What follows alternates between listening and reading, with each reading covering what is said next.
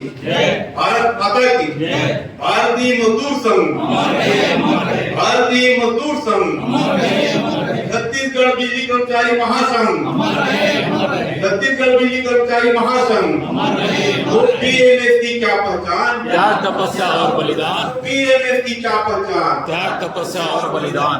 भारत माता की जय। आज के नवनिर्वाचित कार्य समिति की प्रथम बैठक के अवसर पर सबसे पहले मैं भारत माता की जयकारा करते हुए भगवान कर्मों को प्रणाम करता हूँ और इसके रीति नीति पे हम आज चलकर इनके बताए हुए रास्ते पर चलकर भारतीय मजदूर संघ का जो निर्माण हुआ है, जो संस्थापक है सत्य धनगोपाल खंडी जी, उनको भी मैं पूरे महासंघ की ओर से नमन करता हूँ। मंच पर मंचासीन भारतीय मजदूर संघ के प्रदेश महामंत्री सम्माननीय नरोत्तम चित्रालय जी, राष्ट्रीय कोषाध्यक्ष अखिल भारतीय दूध मजदूर महासंघ के सम्माननीय भाई मनोज शर्मा जी, अखिल भारतीय दूध मजदूर महासंघ के और हमारे वरिष्ठ और हमारे मार्गदर्शक बड़े भैया सम्माननीय तरुण जवाना जी, प्रदेश कार्य समिति के या महासंघ के कार्यकारी अध्यक्ष भाई संजय तिवारी जी, प्रदेश महामंत्री नवरत्न बरेड़ जी, हमारे वरिष्ठ साथी और ठेका प्रभारी सम्माननीय मजूमदार भैया,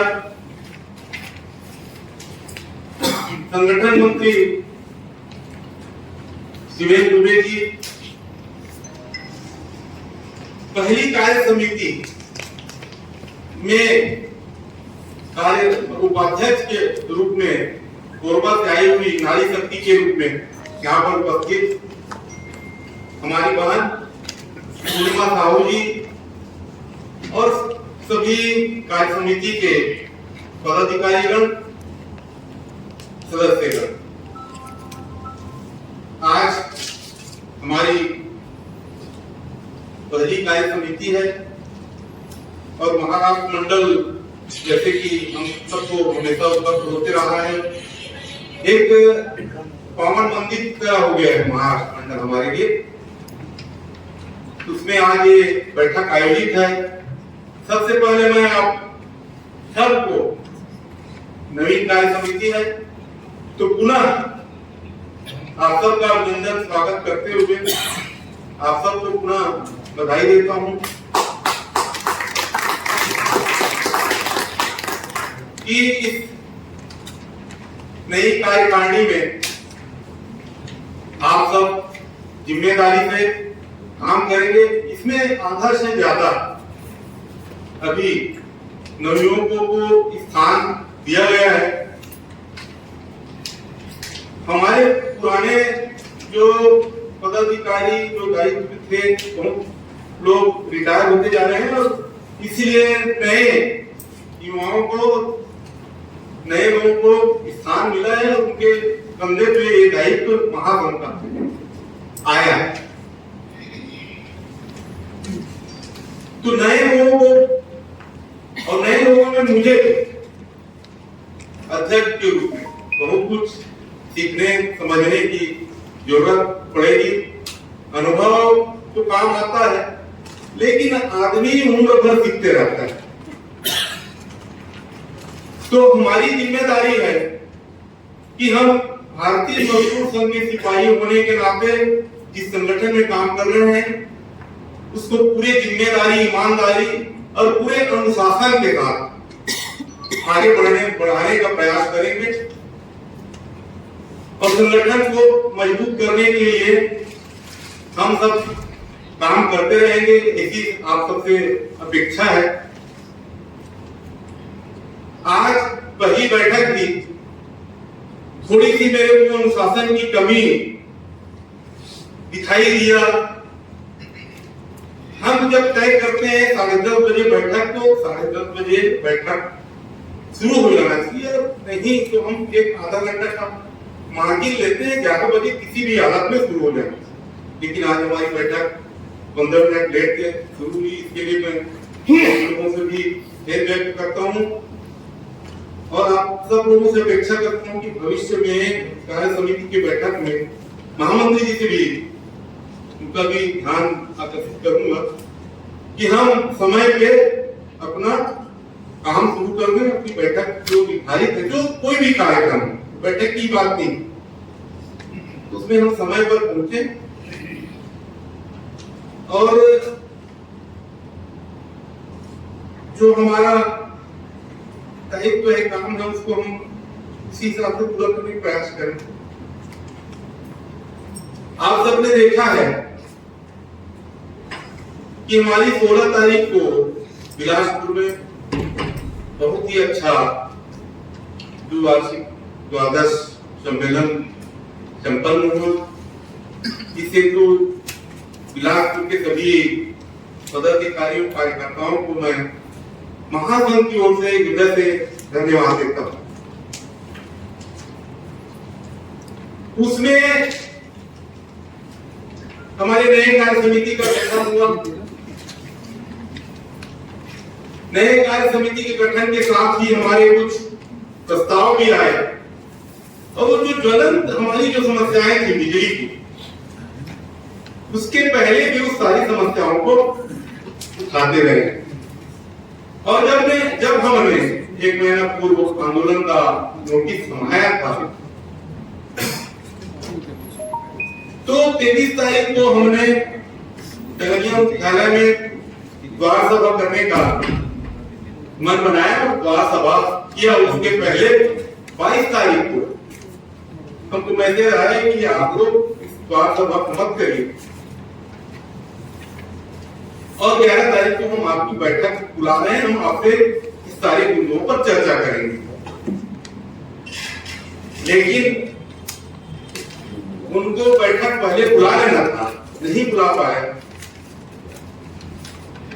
तो हमारा कार्यक्रम तय था। हमने 23 तारीख को सारे मुद्दे जो हम 6 प्रस्ताव लेके आए, सारे मुद्दे समस्या के रूप में कंपनी प्रशासन को अवगत कराया गया था। इसका निराकरण करिए। निराकरण नहीं होने के कारण हमको आंदोलन का रुख अपनाना पड़ा और जब कोई समस्या आती है और उसके प्रशासन ध्यान नहीं देता तो आंदोलन का रुख अपनाना ही पड़ता। 11 तारीख को किसी कारण से चेयरमैन साहब उपस्थित नहीं हो पाए, वो मुख्यमंत्री से भी संपर्क है, उनको आना जाना पड़ता है। उस बैठक को 12 तारीख कर दिया गया, लेकिन 12 तारीख को भी उनको समय नहीं मिल पाया और जो उस समय ट्रांसमिशन प्रबंध निदेशक के प्रभार में थे साहब, वो ऑन बिहाफ ऑफ चेयरमैन बैठक लिया, सारे मुद्दों पर चर्चा हुई। उसके बाद हमारा 16 तारीख को सम्मेलन हुआ। सम्मेलन में जैसे कि मैं बताया कि हमने 6 प्रस्ताव लाया, तो 6 प्रस्ताव में आप सब जानते हैं, आप सबको याद है कि नहीं? बताएंगे 6 प्रस्ताव क्या क्या है? हाँ, ये ओपीएस केसलेस नहीं था उसमें, संविदा नियमितीकरण दूसरा, तीसरा तकनीकी भत्ता चौथा,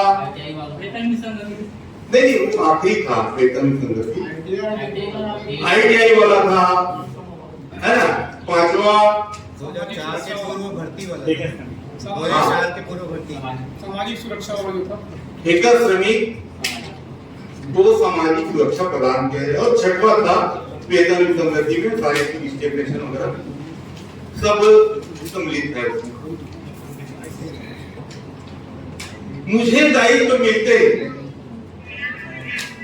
और संयोग पर 2 दिन पहले हमारे टी.एस. सिंहदेव जी टी.एस. बाबा को ऊर्जा मंत्री और उप मुख्यमंत्री के दायित्व तो पहले दे दिया था, ऊर्जा मंत्री के दायित्व 2 दिन पहले दिया, और संयोग बना कि हम सीधे बिलासपुर के अधिवेशन से निकले और उस 6 प्रस्ताव को लेकर, जिसमें हमारे पूरे दुर्ग के साथी थे, 35 लोग दुर्ग के साथी थे और 5-7 लोग हमारे रायपुर के, और हमारे वरिष्ठ साथी अरुण देवानंद भैया भी थे उसमें। तो उनके निवास स्थान में हम लोगों ने जाकर चर्चा किया और उन सारी बातों को विस्तार से हम लोगों ने, जैसे हम प्रस्ताव रखे थे वैसा विस्तार से सभी बात उनके सामने रखा। बहुत सारी बातों पर सहमत भी हुए। उन्होंने एक वहां पर एक पॉइंट को, जो हम प्रस्ताव जैसे वहां पे पढ़े ना आप लोग, वैसा पूरा पढ़ के समझने का प्रयास किया, क्योंकि नए नए ऊर्जा मंत्री बने थे और विद्युत विभाग एकदम नया था उनके लिए। और आप ये सोचिए कि हमको 12 तारीख को बैठक बुलाया, तो लोग बात कहने लगे कि हम बरसों बैठक नहीं बुलाती प्रशासन, हम चिल्लाते रहते हैं, आंदोलन करते रहते हैं, समय नहीं देता, ले दे के समय दिया था, तो फिर 24 तारीख को फिर क्यों बैठक बुला लिया गया? तो उसका प्रभाव ये रहा कि 24 तारीख को फिर हमको चेयरमैन साहब बैठक बुलाया।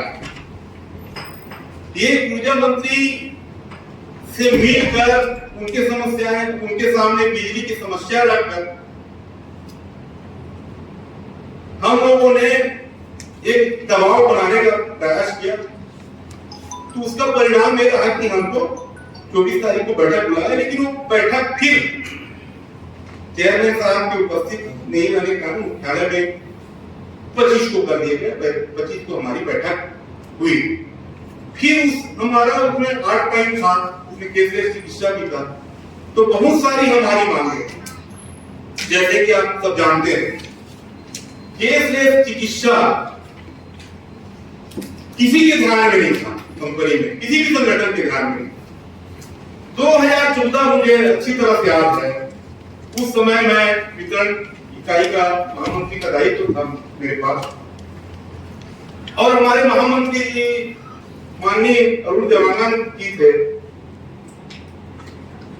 उनके कार्यकाल में ये हमारे कार्य समिति में प्रस्ताव आया और वहां से हमने केसलेस का, तो ये करीब 9 साल बाद, वैसे 12 तारीख को उनको बैठक में बता दिया गया था कि आपको हम 1 सितंबर से लागू कर देंगे, और हम जब 25 को बैठक किए तो हमने ऑर्डर भी निकाल के दे दिया।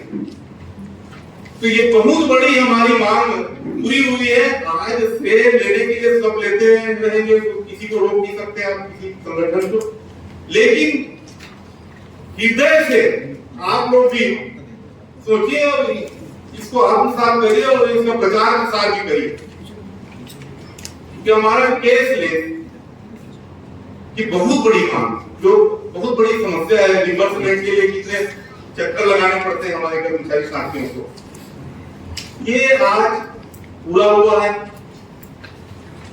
दूसरा हमारा मामला तो जो था, जो हमारे जो वर्क चार्ज में जो भर्ती हुए हमारे साथी दिवंगत के साथी, उनके लिए 10,000 की डिप्रेशन का, तो हमारे पिछले समय जब ऐसा कंडीशन रखा तो हमारे महामंत्री जी थे हरीश चौहान जी, वो लगातार पत्राचार करते रहे इस संबंध में, और जब बैठक हुई हम लोगों ने चर्चा किया। 12 तारीख को सहमति बनी थी निकाले गए, लेकिन निकाले नहीं। हमने चेयरमैन साहब के पास रखा, चेयरमैन साहब ने तुरंत सत्यान लेके कहा कि आज ही ये परिपत्र जारी होनी चाहिए, और 25 तारीख को वो भी हमारी बहुत बड़ी मांग पूरी हुई है।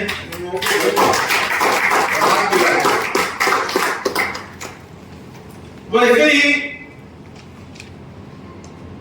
तकनीकी भत्ता के विषय में भी हमने चेयरमैन साहब के पास बात रखा। उन्होंने कहा कि हम 1 माह में इस पर निर्णय ले लिया जाएगा। अब वो पॉजिटिव है कि निगेटिव है, निगेटिव होगा तो हमारा तो आंदोलन का रास्ता तय है। हम लोग कहाँ हिमालय में जाने वाले हैं, हमारी मांग पूरी होगी करके। हमारा काम ही है लड़ना, है ना। तो हम, अब मैं देखा हूँ चेयरमैन साहब जब बोलते हैं तो बात करते हैं, जो भी बैठक में जाते हैं उन्होंने देखा होगा। अभी हमारे 2 नए साथी भी गए थे, हमारे नए कोषाध्यक्ष गए थे और संयुक्त नेहरू कश्यप जी गए थे। उन्होंने देखा होगा कि वो 2 टूक बात करते हैं और उसी बात को हम आपको बाहर में आके बताते हैं। हम लोग कोई बिना लाग लपेट के, तो पेपर में भी बिना लाग लपेट के जो बात कहा उसी बात को हम प्रचार प्रसार भी करते हैं। दूसरे ईमेल जैसे बढ़ा के राजनीति की बात को हम लोग, आप लोग सब देखे होंगे।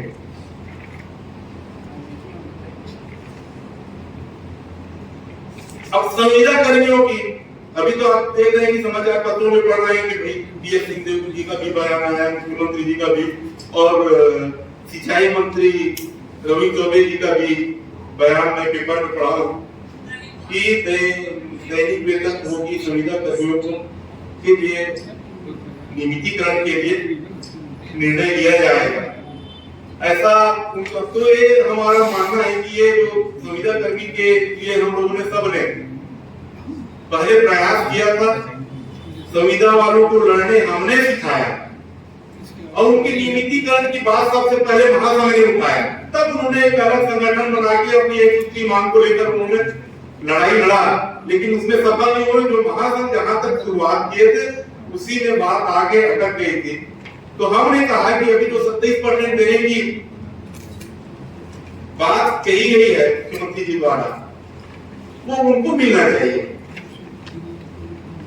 तो चेयरमैन साहब का एकदम कहना था कि जिस दिन उनका आदेश आएगा मैं दूसरे दिन आदेश पारित कर दूंगा। तो 27% उनको जो मॉनेटरी जो लॉस हो रहा है शिक्षण से उनका काम है, तो उसमें वो बढ़ोतरी का प्रस्ताव हमको दिया है, आश्वासन दिया है। और मैं जहां तक समझता हूँ संविदा वाला चुनावी वर्ष है और इसको मुख्यमंत्री, ऊर्जा मंत्री इसके ऊपर छोड़ दिया गया है। तो ये मेरे ख्याल से जहां तक राज्य शासन का ही मामला है और उसमें बहुत सारे कोर्ट का लिटिगेशन भी आ गया है, क्योंकि वो जो भर्ती प्रक्रिया थी उसको हाई कोर्ट ने अवैध कर दिया था। तो उस सब का हवाला देते हुए चेयरमैन साहब ने वो बात कही कि राज्य शासन जैसा करेगा तो वैसा करेंगे। तो यदि वहां नियमित होता है राज्य शासन में, तो उस हिसाब से हम दबाव बनाएंगे, यहाँ पे भी नियमितीकरण किया जाएगा, ऐसा मैं मानता हूं। ओपीएस के मामले में, ओपीएस का मामला भी एक तरह से राजनीतिक हो गया है। चेयरमैन साहब का कहना है कि हम आप लोग मुख्यमंत्री जी से बुलवाइए। बार बार वो मुख्यमंत्री की ओर मुखातिब हो जाते हैं, मुख्यमंत्री जी से मिलिए। हमने अभी प्रयास भी किया मुख्यमंत्री जी से मिलने का, लेकिन समय नहीं मिल पाया। अब नए ऊर्जा मंत्री आ गया है, हमने कहा कि साहब तो आप तो मिलकर बात करूंगा, तो उन्होंने भी बताया कि मैं मुख्यमंत्री जी को ब्रीफ किया हूं। और तब हमने कहा कि अभी नए ऊर्जा मंत्री आए हैं, हमने 16 तारीख को ऊर्जा मंत्री के पास इस बात को कर चुके हैं और कंपनी प्रशासन को किसी तरह का नुकसान होने वाला नहीं है। इससे मॉनेटरी लॉस कुछ भी नहीं है। तो चेयरमैन साहब आश्वासन दिए कि मैं वैसे ही जिस तरह से मुख्यमंत्री का करना था वैसे ऊर्जा मंत्री के पास इसको रखूंगा, ब्रीफ करूंगा। तो ऊर्जा मंत्री या मुख्यमंत्री जी तैयार हो जाते हैं तो ओपीएस भी होना तय है।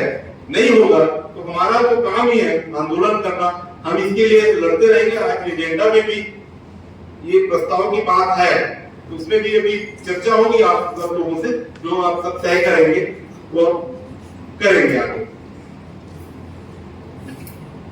लेकिन इसमें एक आंशिक सफलता मिली है उसमें। अभी जैसे कुछ जूनियर इंजीनियर, असिस्टेंट इंजीनियर के लिए ऑर्डर निकाला, आप लोगों ने देखा कि 2004 के पहले की भर्ती है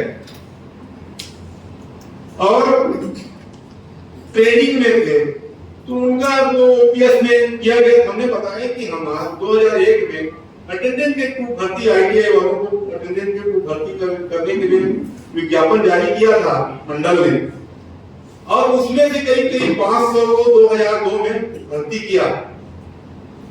और उसी पैनल से, उसी लिस्ट से 2003 में अक्टूबर में संविदा में भर्ती किया गया, जो 2006 में रेगुलर में इस बात को हम लोगों के द्वारा वहां पे रखा गया। और उसी तरह 2004 के पहले जितने भी वर्क चार्ज एम्प्लॉई हैं, कार्यवाही जो हमारे साथी हैं, उनका भी एनपीएस जो 2004 के बाद रेगुलर हुए नियमित पे, उनको भी एनपीएस में रखा है। तो ये आंशिक रूप से इन लोगों के लिए वो तैयार हो गया है, और इसके लिए उनके द्वारा कहा गया है कि भाई अगले बीओडी में इस बात को लाऊंगा और उसको हम कर देंगे। यही चेयरमैन साहब के द्वारा ऐसा आश्वासन दिया गया है। तो जो 2006 में भी भर्ती नियमित हुए थे, उनका भी ओपीएस में हो जाएगा। बाकी शेष कर्मियों के जो ओपीएस का मामला है, तो उसके लिए हम तो लड़ाई लड़ रहे हैं, लड़ेंगे। मुख्यमंत्री तक जाना होगा, उसके लिए भी प्रयास करेंगे। मुख्यमंत्री से भी मिलने का प्रयास करेंगे, ऊर्जा मंत्री से और मिलने का प्रयास करेंगे जल्दी, और इस बात को हम रखेंगे। तो बाकी आज यहाँ पे जो तय होगा, वैसे जो हमारे आईटीआई होल्डर कर्मचारी हैं, बहुत सारे बचे हुए हैं जिनका उनको सम्मानजनक पद नहीं मिला है।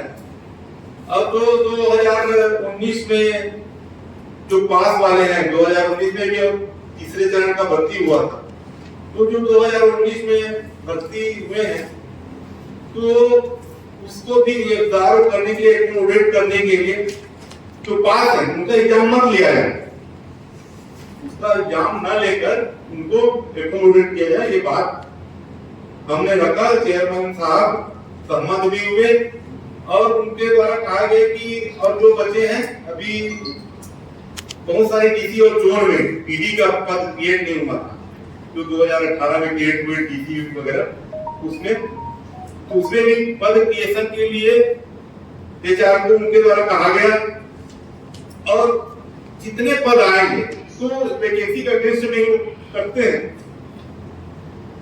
तो उनको एकोमोडेट विभागीय परीक्षा के माध्यम से किया जाएगा, और जो पास हैं उनका परीक्षा नहीं लिया जाएगा। ये बात चेयरमैन साहब के द्वारा कहा गया है। तो जितने भी रिक्त पद हैं, उसके विभागीय परीक्षा के माध्यम से उसको भरने का भी प्रयास किया जाएगा, ऐसा उनके द्वारा आश्वस्त किया गया है। 25 तारीख की बैठक हुई है। आप सब लोग नए सदस्य हैं, सबको बहुत कुछ सीखना है, लेकिन ये मैं मानता हूँ इनके जैसे परिचय हो रहा था, तो सभी पुराने कार्यकर्ता हैं, और सभी अपने अपने संभाग, रीजन या वृत्त में बड़ी जिम्मेदारी में, तो सबको भारतीय मजदूर संघ का, छत्तीसगढ़ बिजली कर्मचारी संघ में काम करने का रंग ढंग, रीति नीति सबको पता है। आप सब अनुशासित होकर संगठन के लिए काम करते रहेंगे, उतावलेपन भावना में बहकर और अनुशासनहीनता के साथ काम को भारतीय मजदूर संघ भी बर्दाश्त नहीं करता। हमको गंभीर जिम्मेदारी और पदाधिकारी होने के नाते अपने दायित्व का निर्वहन करना है। आज के लिए बस इतना ही कहते हुए मैं अपनी वाणी को विराम देना चाहूंगा। भारत माता की जय।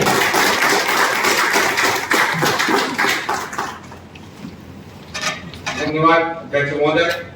आपने अपने अध्यक्ष उद्बोधन में 25 तारीख की बैठक जो चेयरमैन साहब के साथ हुआ था उसका विवरण आपने रखा और हम सब पूरे कार्य समिति को अवगत कराया।